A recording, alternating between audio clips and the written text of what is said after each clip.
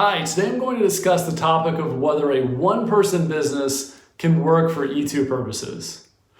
My name is Ben Freer. I'm an immigration lawyer practicing primarily U.S. business immigration law. And recently, I got a question from a gentleman who was interested in the E2 visa, and he was in the process of exploring different business options. And he was interested in a single-person lifestyle business. And he wanted to know if that could work for E2 purposes. Now, I once heard a lawyer say that she has successfully filed E2 visa applications for these types of solopreneurs. She argued that a single person business would be good for the US economy because it would create indirect or contract-based jobs. And this is a solid argument since most solo businesses need an accountant, a marketing person, etc. However, while I accept the premise that solo businesses are great for the US economy, I would nonetheless avoid a one-person business model if you want to get an E2 visa. And this is why. First of all, we have clear guidance from the US government that E2 businesses cannot be marginal businesses. And a business is marginal if it only provides support for you and your family.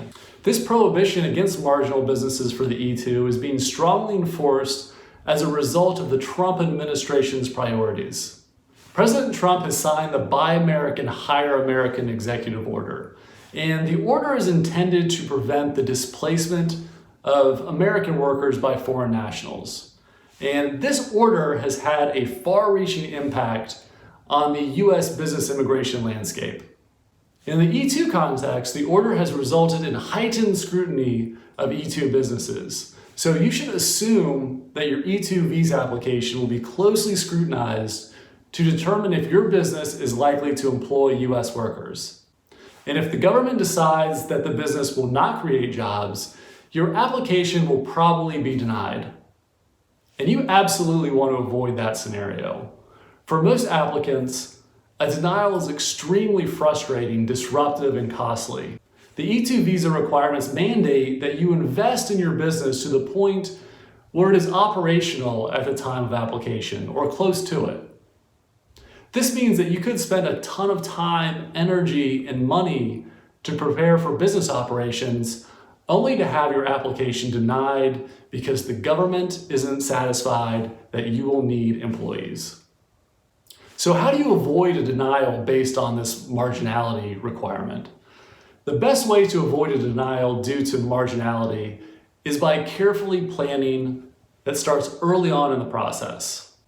Talk to an immigration lawyer about your business idea. Conduct market research so that you can point to data that demonstrates that businesses like yours require employees. Gain the support of the local chamber of commerce. It is also supremely important to submit a clear and well-crafted business plan. A polished business plan can help you show how your business is intended to grow. It will also forecast the personnel that will be needed for the business to operate.